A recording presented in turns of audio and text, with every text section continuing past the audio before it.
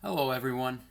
And today I'm just going to hop on and I wanted to talk. There's been a lot of questions lately. I wanted to talk a little bit about people that do Instacart, Grubhub, other delivery services. And really, when it comes to tax time and the end of the year, is it worth it? So, a few things I wanted to mention because I am getting some questions about this in terms of how it works with the taxes and everything. So I'm here to discuss the tax side and some things that you want to think about as a 1099 non-employee type of job. So let's start with this, right? These delivery services the last few years have blown up. Like everybody's doing it. Whether it's a side hustle, part-time, some people even do it full-time.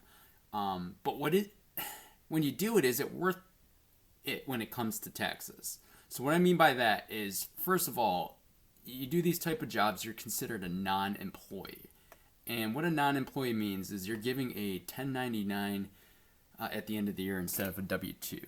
What that means is when you go to file this income on your tax return, you're responsible to file what's called a Schedule C. It's a business return. And then you have, as well as filing self-employment tax, you have to pay the taxes on it. So what is required when you generate a 1099? Well, compensation over $600 in the tax year. So if you do Grubhub and all of that and you make less than $600, you will not have to file that tax return. You will not be issued a 1099 essentially. Along with that, when you do that though, when you do file over 600, you get the Schedule C, the self-employment taxes, and file the 1099.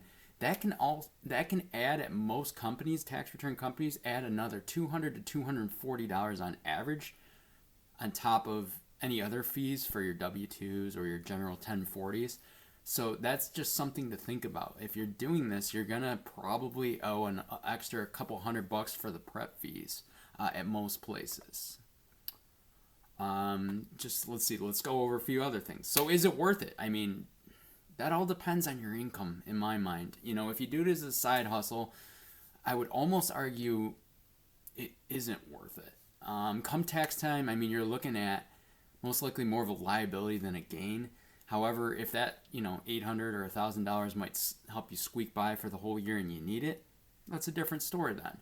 I would just prepare yourself come tax time in the future because, you could possibly, if it's just 1099s or anything like that, you could possibly owe the feds and state, or it might decrease your refund as well. If you are going to continue doing so and working as a 1099 employee, make sure you track your mileage, please. Please, please, please, please. It's so crucial that we get to write off mileage. And for Grubhub and everything else, we can write off part of your cell phone bill each month as well.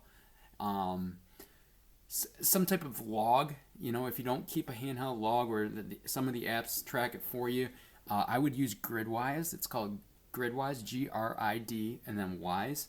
It's a free app. You can just turn it on, turn it off. It tracks everything when you're doing it as you're driving around. And at the end of the year, it's beautiful because it'll send you a report of your all your year mileage. So it's super easy when you go to file your taxes.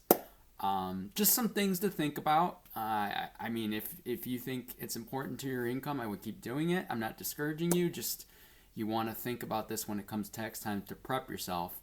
And hopefully it was all helpful. I've seen a lot of delivery service returns lately.